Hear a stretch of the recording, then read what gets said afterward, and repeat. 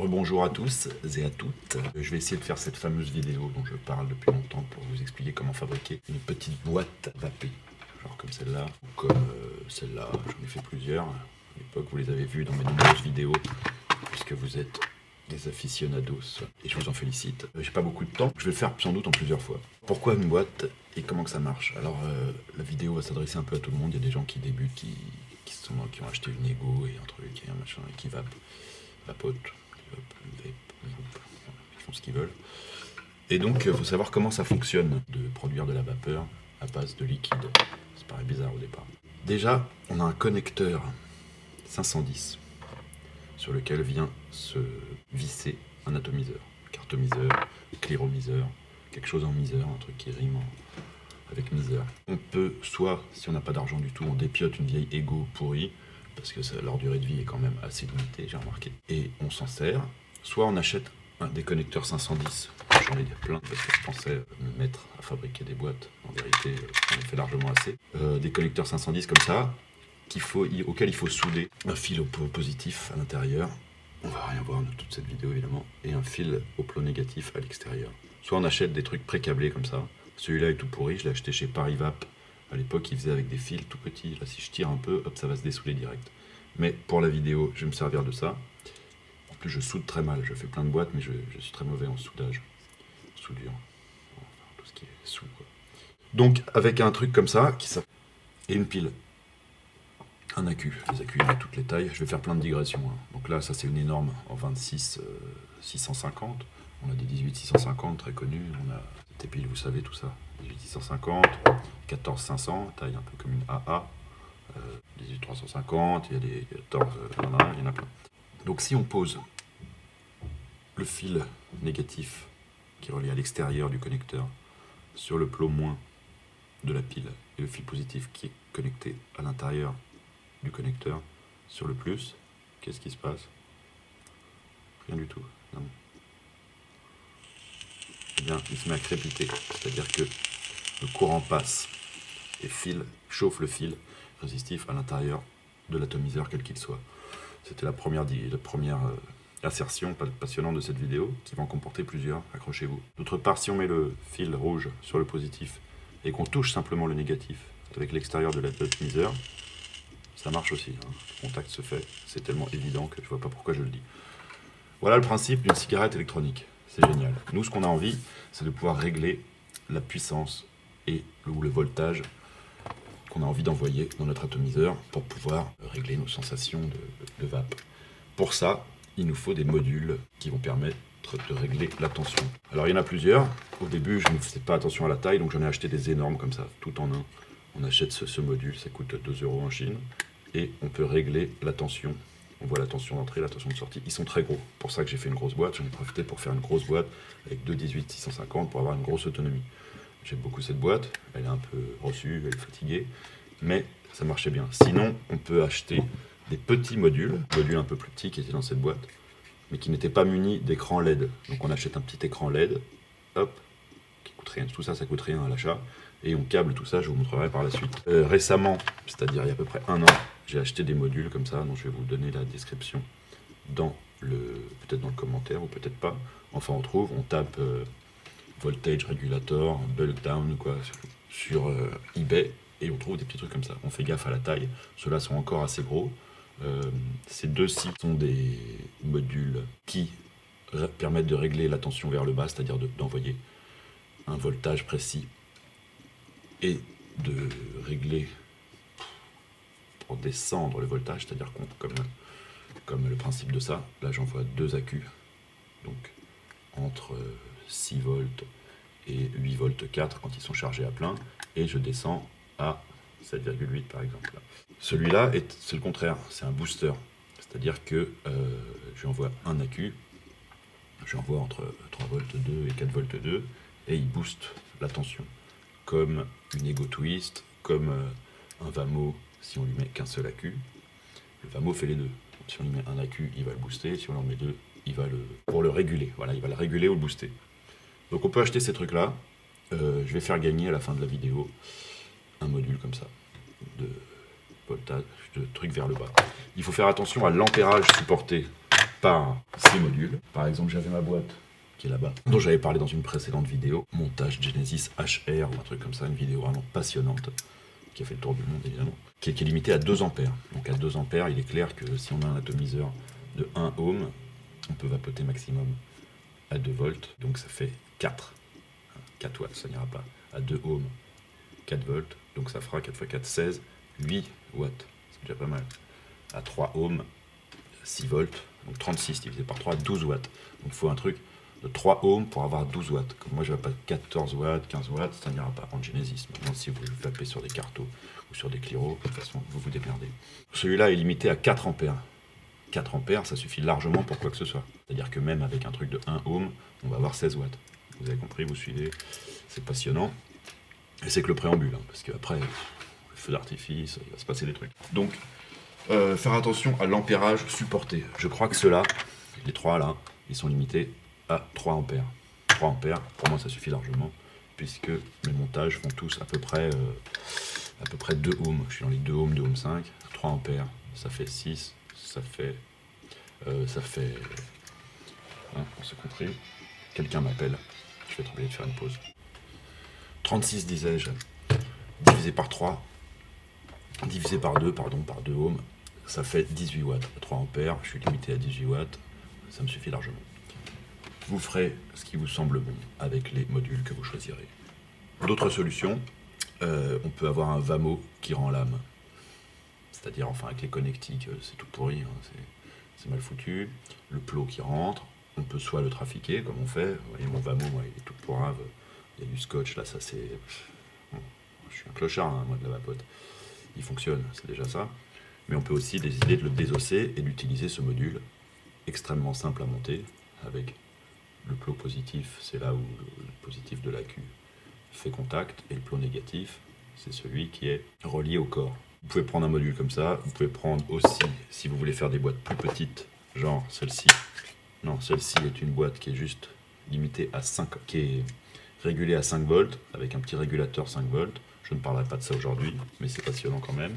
Sinon, prendre un tout petit module, un truc qui s'appelle par exemple l'OKR T6. C'est un petit truc comme ça, qui va suffire à lui seul à faire varier votre voltage vers le bas, c'est-à-dire à réguler 2 AQ avec 6 ampères, d'après ce que je crois. Peut-être me trompe, en tout cas ça marche très bien, sauf que là c'est plus compliqué parce qu'il faut acheter une résistance, un potentiomètre, un voltmètre à côté si jamais on veut avoir une visibilité sur le nombre de volts qu'on envoie. Là par exemple j'ai un OKR T6 que j'avais câblé, qui était prêt à l'emploi, ou que j'ai ressorti d'une boîte qui a rendu l'âme au niveau connexion, je ne sais pas. Il suffit de souder 4 fils sur les 4 broches que j'ai montré tout à l'heure et relier ça au truc adapté. Je ferai peut-être une vidéo ultérieure sur une boîte en OKR T6. Voilà, il faut acheter aussi des boutons, il faut acheter des trucs, hein. Ou alors récupérer. J'ai acheté moi plein de boutons. Je vais faire comme ça, non on voit rien. Si, j'ai des boutons bleus, des boutons rouges, des boutons noirs, des petits boutons comme ça. J'ai acheté aussi des boutons en métal, c'est clair, avec des LED, gros boutons en chrome, comme toutes sortes de boutons. J'en ai plein. Bah écoutez, je pense que je vais faire gagner de quoi fabriquer une boîte complète avec boutons, LED. J'ai des LED, parce qu'avant, au début, j'aimais bien quand ça s'éclairait. Elle est où ma première boîte? Je l'ai prise. Voilà, elle a reçu un peu. J'avais incrusté un petit LED ici et un petit LED ici, qui me disait, quand je mettais sur on, hop, le LED s'allumait, et là, l'autre s'allumait. Ça s'allume plus, bon, on s'en fout. Mais elle n'était pas régulée. On peut faire tout ce qu'on veut. Moi, je vais essayer de faire simple. Je vais essayer de vous montrer comment faire avec un module tout fait qu'on a acheté sur eBay à 2 €. Une petite boîte, même sans savoir trop bien souder. Il faut choisir la boîte aussi. On peut prendre des boîtes de pastilles, on peut prendre des boîtes à piles. C'est le plus simple, je crois que c'est ça que je vais faire. Ça, je vais en chercher tout à l'heure, dans la deuxième partie de mon émission, passionnante. C'est un truc où déjà à l'intérieur, c'était un boîtier pour 4 piles, 14500. Hein, j'ai enlevé 2 compartiments, j'en ai gardé 2. Et j'ai fait mes petits trous, j'ai mis mes connecteurs, comme je vais vous montrer tout à l'heure. Dans le meilleur des cas, ou alors un autre jour. Cette vidéo apparaîtra sans doute bien après que je l'ai commencé. Et vu la longueur, peut-être que vous aurez remarqué depuis le début, si ça se trouve, je vais faire comme mon idole de la review. Rip Trippers, vous devez peut-être connaître, parle anglais, mais il a une grosse barbe. Il monte ses vidéos très saccadées. Ça doit être du boulot. J'ai jamais fait ça, on va voir si ça marche. Si vous voyez que depuis le début c'est monté, ça veut dire que je l'aurais fait. Si en fait là on est déjà à un quart d'heure, ça veut dire que je l'ai pas fait. J'ai déjà entendu des propos plus palpitants, je vous le conseille. Donc le matériel à employer. Une boîte, un switch, du fil, un fer à souder, un connecteur 510, pré-câblé ou non, de la soudure, éventuellement de la colle époxy pour tenir tout ça en place. Si on veut un pistolet à colle chaude pour noyer tout ça quand on a fini, je le fais plus, mais bon, un peu de patience. Et c'est parti. Donc la boîte proprement dite. Voici le module susnommé, dont j'ai bien vérifié qu'il pouvait aller jusqu'à 3 ampères. Par contre, ils disent que 3 ampères c'est le max et que donc ça va chauffer. Donc je ne vais pas utiliser aujourd'hui de boîte en plastique. Vous pouvez acheter toutes sortes de boîtes en plastoc comme ça. Des supports pour 4 piles, par exemple AA. On en enlève 2, on fait le petit montage à l'intérieur, ça rentrerait largement.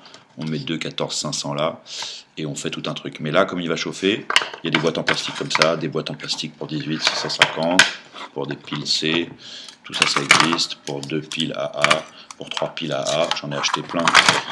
J'avoue qu'elles sont au rebut. Si vous en voulez, si le gagnant du concours à venir en désire, je me ferai un plaisir de l'en faire parvenir. J'ai donc opté pour une boîte en métal. Fisherman's Friend, l'ami du pêcheur. Une boîte toute con, pas spécialement jolie, on peut mettre des autocollants, on peut faire ce qu'on veut. Quel avantage d'être en métal. Ce qui est aussi un inconvénient parce que c'est conducteur. On va voir ça tout à l'heure. Pour cette boîte, j'ai décidé d'utiliser deux 18 350 dans un support de 18 650 que j'ai acheté pré-câblé, j'en ai plusieurs aussi, parce que ça va rentrer pile poil dedans, comme ça, tac. Je vais mettre mon module à côté, hop, j'aurai la place de mettre mon bouton et mon connecteur. Donc pour faire une boîte en voltage régulé, il faut qu'on envoie évidemment deux accus. Pour ça, deux possibilités. On peut les mettre l'une après l'autre, ou alors dans un support comme ça, qu'on peut fabriquer, qu'on peut acheter. Donc vous vous rendez compte que le moins du premier accu va au plus, le plus est relié au moins du deuxième, qui arrive au plus final. Ça revient au même que de les stacker. Je ne vais pas vous faire un cours d'électronique, de toute façon, je ne sais pas trop comment expliquer ça, c'est une évidence absolue. Je vous démerderez. En premier lieu, ce qu'on va faire, c'est essayer de tester ce module, voir au moins s'il marche. Donc on regarde ce qui est marqué dessus. Normalement, c'est assez simple. Ici, je ne sais pas si on voit bien. In moins, in plus, out moins, out plus. C'est enfantin. Donc là, le in, c'est lui. On va mettre le moins, qui est le noir, sur le moins. Voilà, on lui fait juste un petit contact comme ça. Et le plus sur le plus. On fait juste un petit contact comme ça. Et donc de l'autre côté, on va y brancher un petit voltmètre qui coûte moins de 2 €, je pense. J'en ai acheté plein également. Pour voir si ça envoie bien la purale. Donc, on va mettre le moins sur le moins et le plus sur le plus. C'est avec une dextérité incroyable. Donc là, on voit que le contact se fait difficilement. Et tout ça uniquement parce que, voilà. Donc on a 8 volts 9 en première intention. Ok ? 8 volts 9. On va pouvoir tourner cette petite molette. Est-ce qu'on voit qu'il y a 8 volts 9 ? Ouais. Si je prends cette molette qui est censée régler le voltage et que je baisse, ça baisse. Pas 8 volts 7. Donc on voit que je me suis planté de module, que celui-là c'est un up. C'est-à-dire qu'il part de 8 volts et je peux monter. Donc c'est un booster de tension. Il peut aller jusqu'à 12 volts. Donc ça on veut pas avoir 12 volts. Donc je vais prendre l'autre module. Donc peut-être que c'est celui-là. Super, ça marche pas du tout. Donc d'où l'intérêt de tester les modules. Il s'avère que le seul qui marche, les autres sont merdiques pour l'instant, vite fait comme ça en essayant, parce que j'ai pas non plus toute la journée consacrée à vous expliquer quoi que ce soit. Le seul qui marche bien, c'est celui, le up. Donc j'ai résolu de changer mes projets. Je mets une seule 18650 que j'ai branchée à ce truc. On voit qu'elle est chargée à 3,49 et que là, je peux monter le voltage comme ça, en tournant la petite molette. Et je peux demander de cet accu qui fait 3,49 jusqu'à beaucoup de volts, je crois. Jusqu'à 12 volts quasiment. 13 volts, il veut bien me donner 13 volts, vous vous rendez compte ? J'aurais jamais besoin de 13 volts. Et en plus, il ne pourra pas me donner tout ça avec un atomiseur, combien ? 14,8. Il monte jusqu'à 15 volts. Voilà, sachant qu'il est limité à 3 ampères et qu'il va chauffer, je lui demanderai beaucoup moins. Je lui demanderai sans doute le maximum. On va voir ce que ça donne. Les autres, je sais pas trop, je retesterai. Ça avait l'air de foirer. Je vais pas vous prendre la tête avec ça plus longtemps. On a fait un test, ce module marche, il envoie ce qu'il faut. Maintenant, on va essayer de faire une mise en place dans la boîte. On a notre accu qui sera là. On va le mettre dans un coin comme ça. Ensuite, on va pas mettre de voltmètre, parce que je vous emmerde. C'est lui le module, on va le poser ici. On mettra un connecteur 510, genre ici, vers le milieu. Et un petit bouton. J'ai choisi un bouton rouge, parce que la boîte est à dominante rouge, et que mes soucis esthétiques sont grands, et que je veux vraiment faire le meilleur pour mes abonnés. Donc on mettra le bouton là, et on va se retrouver avec une boîte, on va appuyer sur un bouton, et ça va faire de la vapeur.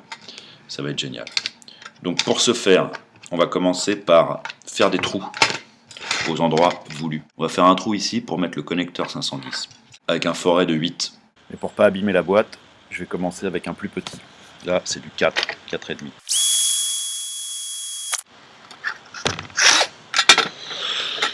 Travail très soigneux, comme à mon habitude. Vous remarquerez que je me suis mis en extérieur, ce qui est essentiel. Je prends le forêt de 8.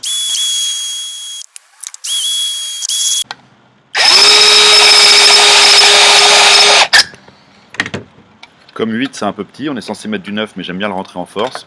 Il rentre pas dans du 8. J'ai une espèce de petite meule comme ça. Alors, je vais me servir pour agrandir ce trou, mais pas trop. Jusqu'au moment où le truc va rentrer en force.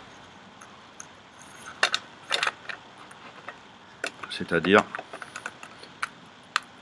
dans à peu près un dixième de micron. Je pense que c'est bon. Ensuite, on va mettre le bouton. Le bouton, on va le mettre par ici. Il faut faire un avant-trou. Parce qu'en fait, cette boîte est à la fois très molle et donc se déforme. Et en plus, le métal est sacrément solide. Ou alors, c'est ma perceuse qui est pourrie. Je pense que les deux se conjuguent pour me faire galérer. Donc le bouton, je vais le mettre arbitrairement ici. Voilà. Ensuite, on va prendre du 8. Et enfin, la meule. Et voilà. Et là, avec la bague de serrage qui est inclus dans le bouton, on pourra le mettre. Après, il y a toutes sortes de boutons. Vous voyez que c'est du travail de pro, de précision. Ça ne souffre pas la médiocrité. Nous voilà donc avec la boîte percée. Le connecteur rentre dans le trou. La pile peut se mettre en place. Et le bouton dans le trou. À ce stade, comme dirait l'autre, il n'y a plus qu'à faire les connexions et à fixer tout le bazar. On va commencer par mettre la petite bague ici. C'est une bague qui est fournie avec le bouton, ces gros boutons là. Et souvent, on va venir la serrer ici. Voilà, et ça va tenir le bouton en place. À l'aide d'une petite pince.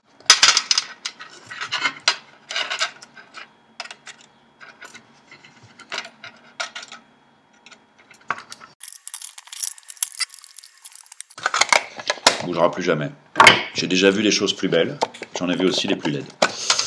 Ensuite, grosso modo, le moins de l'accu va aller sur le in- du module. Le plus de l'accu va aller sur une branche du switch. L'autre branche du switch va aller au plus, du in+ du module. Donc quand je vais appuyer, boum, ça va envoyer la purée dans le module susnommé.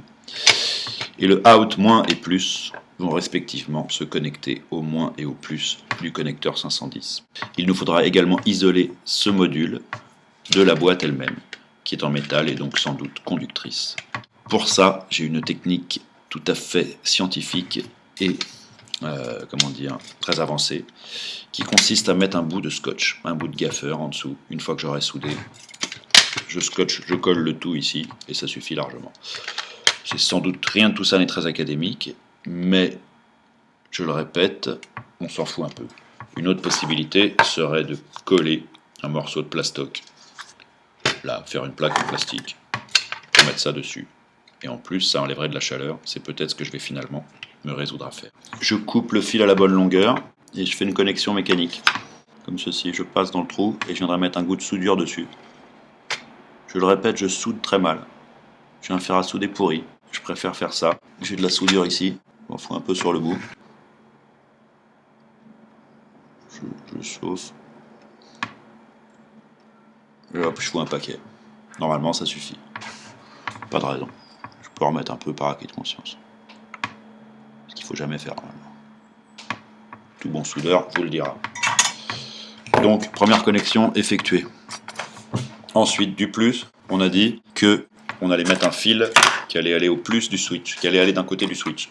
Là, on a besoin d'un morceau de fil qui fasse cette taille-là. On prend à peu près la bonne taille, on coupe, on prend un peu plus, on dénude. Voilà. Donc pareil, on va faire une connexion mécanique. Tac. Et on y fout un coup de soudure.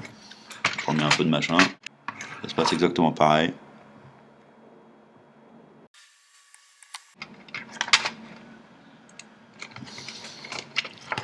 Donc connexion mécanique sur un des plots du switch. Voilà. Lequel plot on peut tordre un peu pour avoir une meilleure visibilité sur ce qui s'y passe. Et pareil, est-ce qu'on voit? Peut-être pas. On va y mettre un coup de soudure. On commence par mettre un peu de soudure sur la pointe du machin. Et ensuite, on chauffe le truc. On le chauffe un peu et on vient y foutre de la matière. En tout cas, c'est comme ça que je fais. Et voilà, c'est soudé. Donc là, pour ce qui est de l'entrée du module, on est bon. Il nous reste maintenant uniquement à connecter le plus de l'autre côté du switch, le plus de l'AQ de l'autre côté du switch. Donc on va découper ça à peu près là. Toujours en prendre un peu plus, surtout quand on n'est pas très habile de ses mains. Et là pareil, on va venir faire une connexion mécanique sur l'autre patte du switch. Donc là, vous assistez à une des rares fois où la grande taille de mes extrémités me dessert.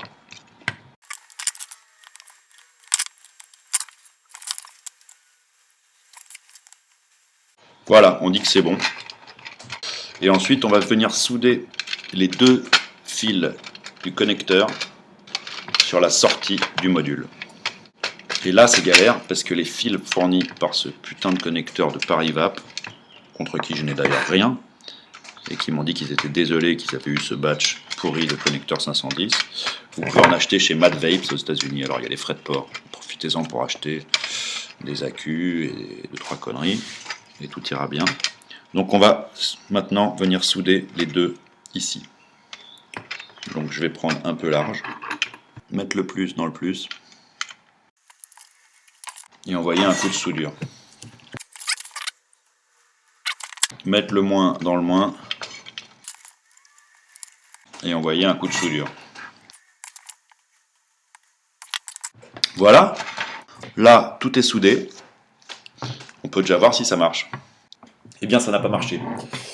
Je vous fais grâce de la vidéo du ratage, mais fidèle à moi-même, j'ai merdé. C'est-à-dire que j'ai fait à peu près une dizaine de boîtes depuis que je commence à en fabriquer, même si ça fait quelques temps. Et là, pour la première fois, j'ai pris ce module et je l'ai monté à l'envers. Donc tout ce que je vous ai montré, les étapes, tout est parfait, je veux dire, dans les règles de l'art. Vous avez vu cette dextérité au soudage, au perçage et aux commentaires. Malheureusement, voilà, je suis rentré dans le out et je suis sorti du in, ce qui effectivement est le contraire à peu près de ce qu'il faut faire. Donc, en plus, en dessoudant les trucs, j'ai explosé le connecteur, c'est-à-dire comme j'avais prévu, le truc de Parivap, il n'a pas tenu. Donc, je vais continuer. Hein. Pendant que je suis parti, je me suis fait chier à faire tout ce filmage.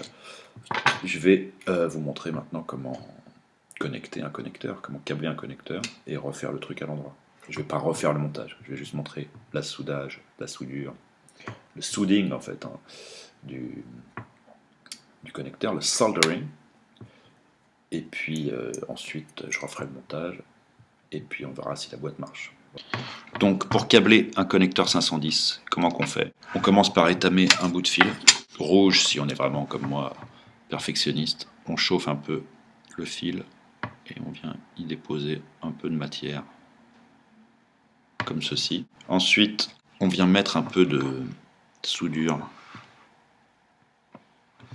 à l'intérieur du petit plot central du SUSD connecteur.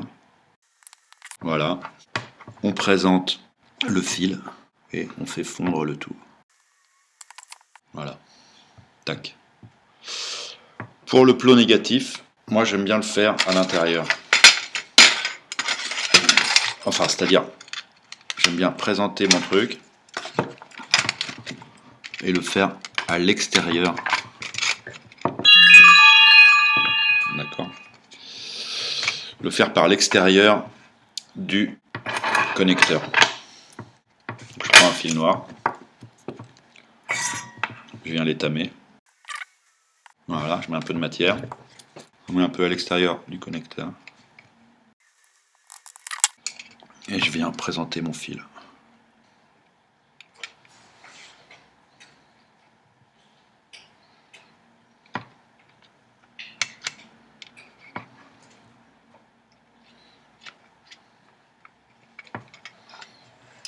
Voilà, plus ou moins.